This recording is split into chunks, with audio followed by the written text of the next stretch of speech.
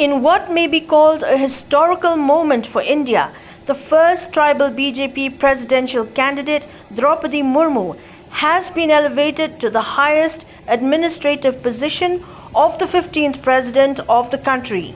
It may be reminded that the tenure of incumbent President Ram Nath Kovind will end on July 24th and Murmu will take oath on July 25th, 2022.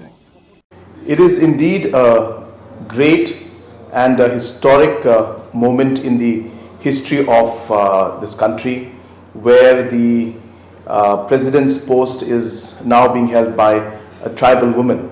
And this was something that was in some ways inconceivable many years back.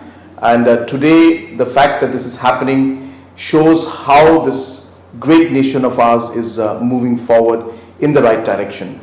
And I would like to thank all the people who had voted for our President, Madam Murmu, to become the President of this country.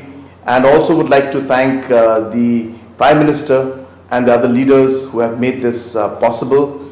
And at this point in time, I also remember my late father, Shri P.S. Sangmaji, who was somebody who truly believed in this, and in a way was a person who laid the foundation for this idea and this thought. And today, to see it finally happen also brings a sense of satisfaction and joy to my heart. And I'm sure that if he was still alive, he would have been the proudest person in this country today. So once again, I thank everybody, and I wish our President, Madam Droupadi Murmu ji, the very best in her career, in her work as she works as the President and leads this country as the President of India.